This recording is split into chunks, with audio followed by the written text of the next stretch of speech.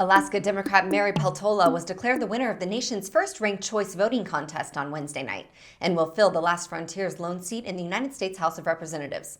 Let's watch Congress reporter Jax Fitzpatrick of Bloomberg News explain how the special election worked and the possible repercussions of its results. Now, Democrats have one more seat, a little more breathing room for upcoming votes on things like to fund the government and that kind of thing. But it's a notable victory for a Democrat, not just because a Democrat won in Alaska, but this was somebody who campaigned pretty specifically and aggressively pushing back on the Supreme Court decision to strike down Roe v. Wade. And also, this is ranked choice voting. They just installed that new system in Alaska. Sarah Palin, obviously a very high-profile Republican with a following.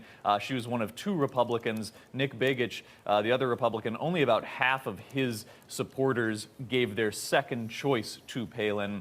The rest either supported the Democrat or did not choose to use it. So it's an interesting case study in how this newer system that's being put in place in some states plays out, and in this case helped Democrats in an unlikely state like Alaska.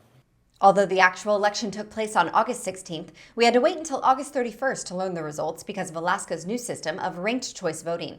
Peltola, a former state legislator, will become Alaska's first indigenous member of Congress after defeating Palin and another Republican, Nick Begich III, in the special election.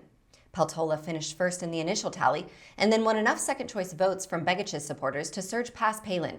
Palin, who had former President Donald Trump's endorsement and previously won a statewide campaign in 2006, did not respond well to her vanquishing. Despite having agreed to the rules when she became a candidate on April 1st, Palin bewailed that ranked choice voting was unfair because she lost. Here's her reaction following last night's defeat. Choice voting. Yeah. When it comes down to second and third place votes, that's going to decide who's going to win. I mean, really?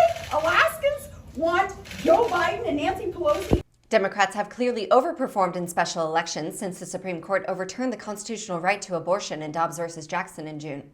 Other than Alaska, there have been 4 federal special elections since that June 24th decision, and Democrats did at least 6 points better than the partisan lean of the districts they ran in each election. Peltola, Palin, and Begich will square off again for a full 2-year term in the general election on November 8th. Until then, House Speaker Nancy Pelosi will have an extra vote at her disposal. But perhaps more important than the political ramifications of Alaska's special election, Peltola's win represents a milestone for Alaska natives, and of course, undoubtedly, a thrill for Peltola herself. Thank you for watching Raw Story TV. Please be sure to visit us at rawstory.com.